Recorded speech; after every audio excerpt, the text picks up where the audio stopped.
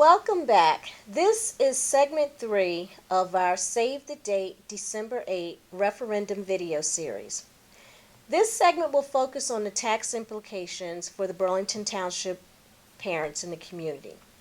We have a series of questions that have been submitted to us by members of the community, and we will answer those as well as give a detailed explanation of the tax impact chart that has been distributed throughout the district. Mrs. Bell is here with us again. Thank you for coming. Hello.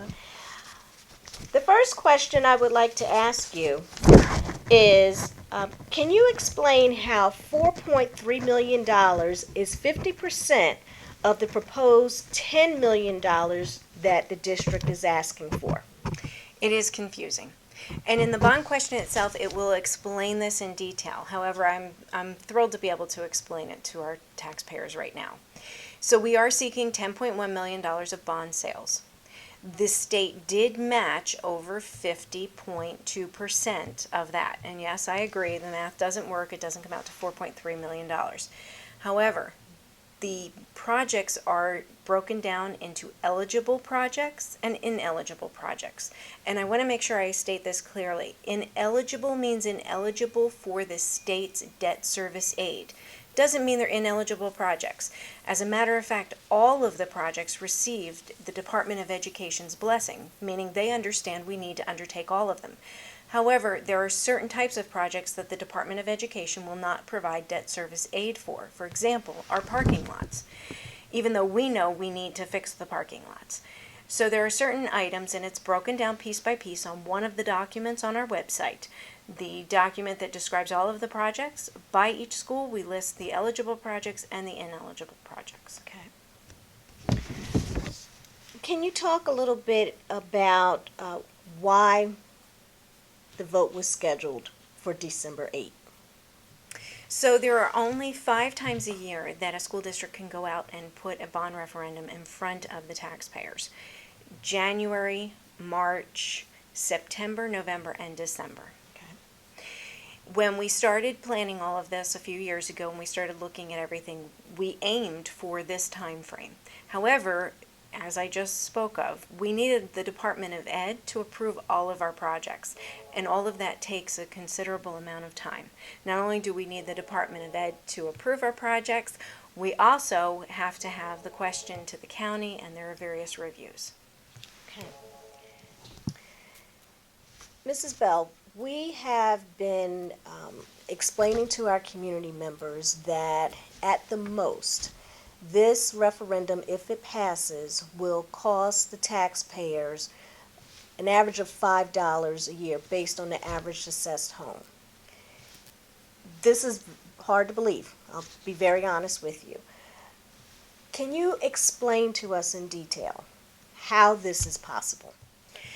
So currently what we pay for the 2016 fiscal year end, meaning June 30th, 2016, will be $4.5 million. That's the actual debt payment that we have to make during this 15-16 school year. Mm-hmm. When you compare that to a $10 million bond referendum, you begin to understand why some of the numbers work the way they do.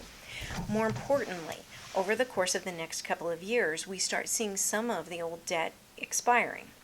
So what we did, and there are spreadsheets available on our website that go into this in great detail. You can take a condensed version, or you can take the in-depth version, depending on how comfortable you are with looking at numbers.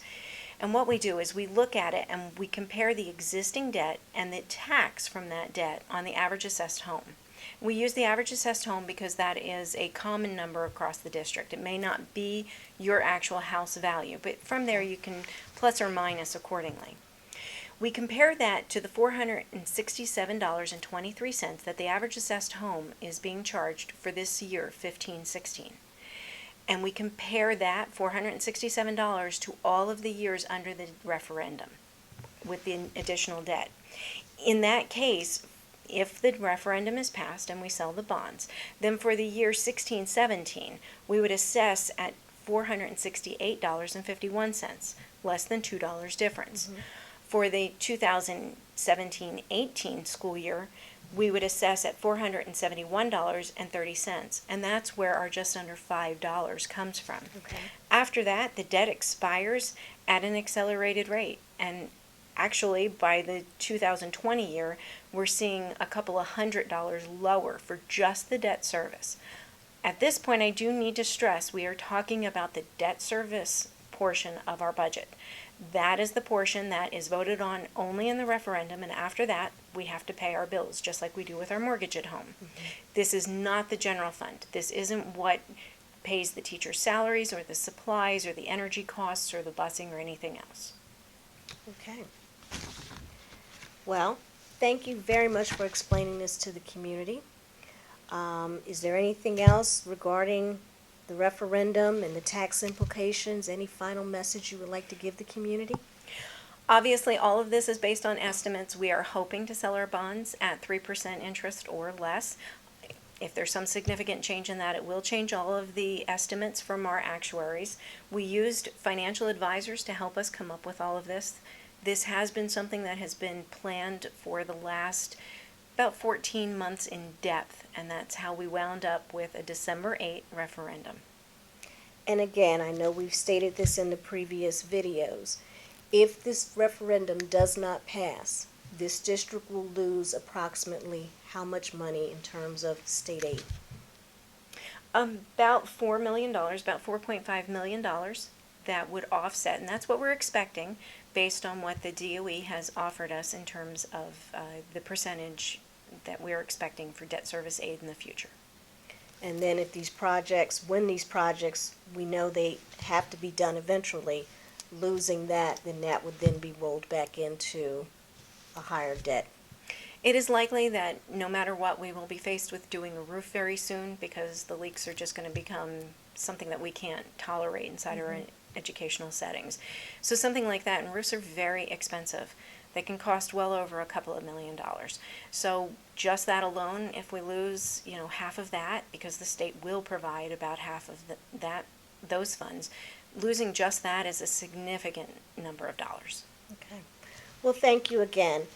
And to our community, I just want to urge you, please, be an informed voter. You make the decision for your children and come out and vote on December 8th.